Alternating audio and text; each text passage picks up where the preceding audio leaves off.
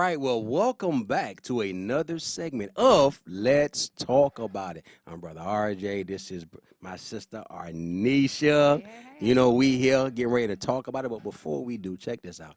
Don't forget to hit us up on YouTube, Facebook, Instagram, Twitter. We even have our own website, www.truthandlove.tv. Make sure you hit us up. But with today, we're talking about the word today, and it's part 5 of the Portraits of Jesus series, and the title is Where's My Breakthrough? But before we get into this, we got to talk about how I'm talking about the prayer, the worship, and then the word. You can, you got PWW, prayer, worship, and the word. And I'm talking about it was just.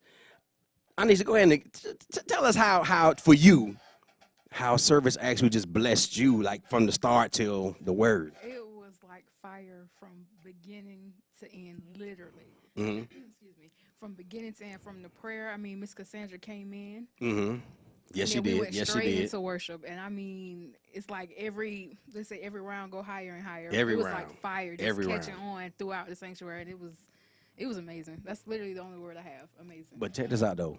Wouldn't that be like an overflow from Friday though? Oh, absolutely. Absolutely. Because on Friday, you know, TLC, the Young Adults Ministry, got together and they had, you know, worship service, and I'm talking about all that was there, and then Very for it to be the same way today was awesome. But we're gonna hit this word today. Pastor came out of Micah 2:13, and it says, "The breaker goes up before them; they break out, pass through the gate, and go out by it. So their king goes on before them, and the Lord at their head." Now, Micah means who is like unto Jehovah, who is like this.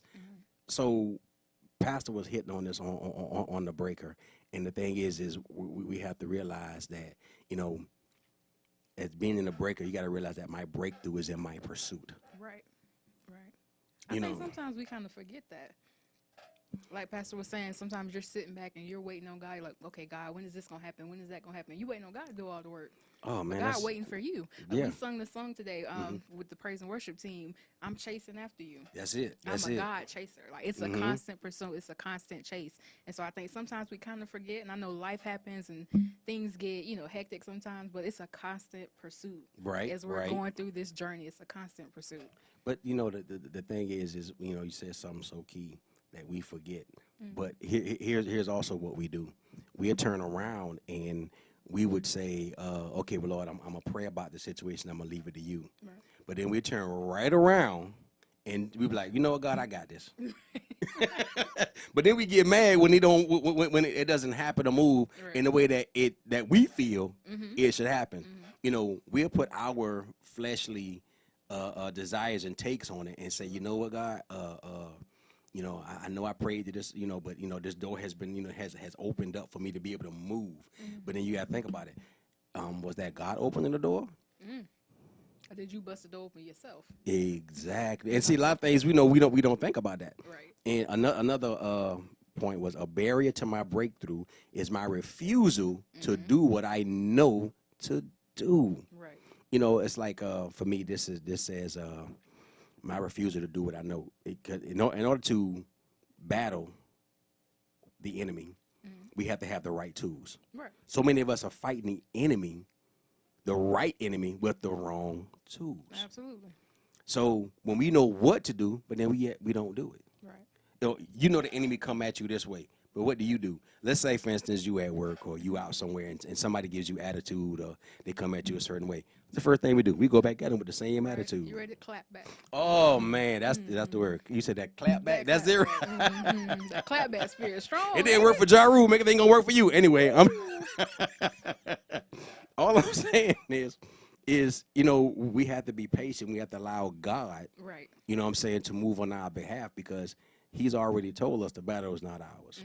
But yet He still equip you for battle. Right. But so many times we tend to forget.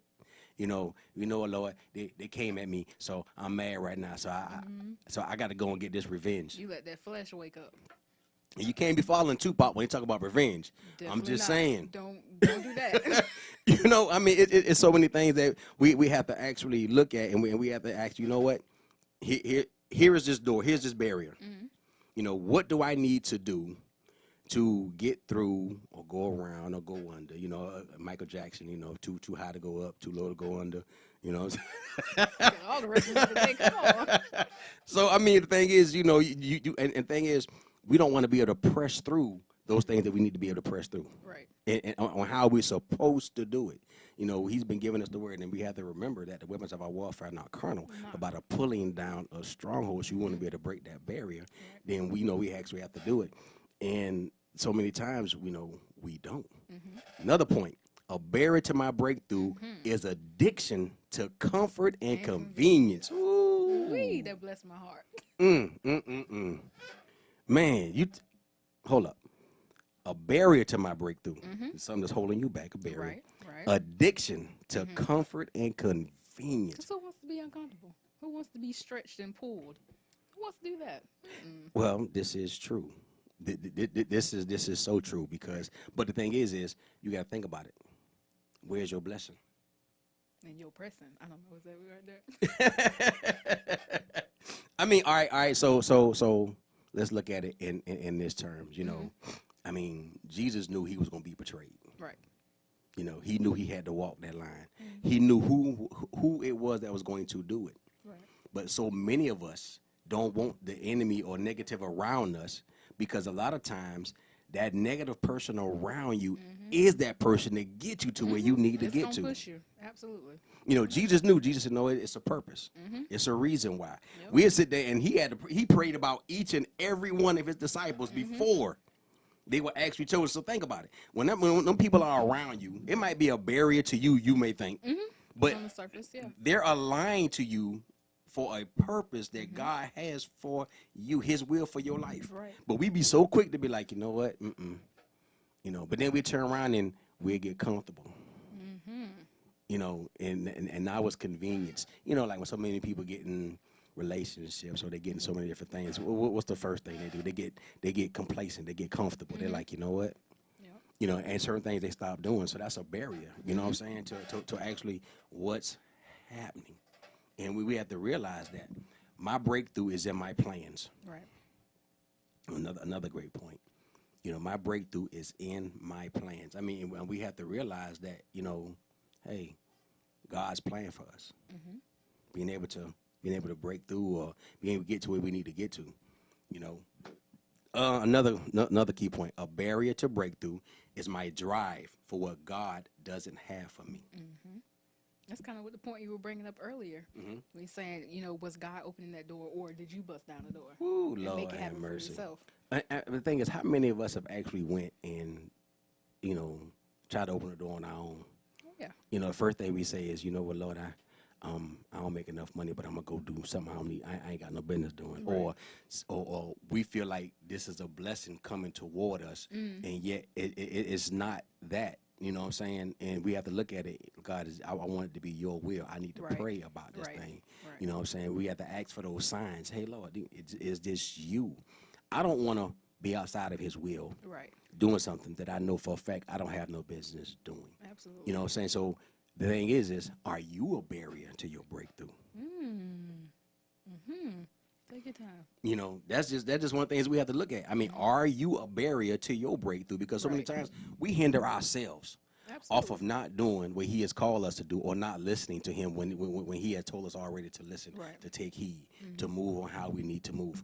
We're that actual barrier. Many of us, we stop and hinder ourselves from, you know, but then we turn around, like you said in the beginning, and we get mad because he ain't move how we want him to move. Right. But he never planned to move how we wanted him to move anyway.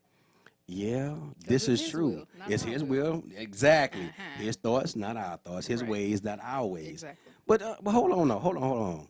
So how come I can't get upset? Why I can't get mad? You should have been obedient in the first place. Well, okay, so listen, I've been obedient for 3 weeks. I've been coming to church. That's a long time. That's a long time for some people.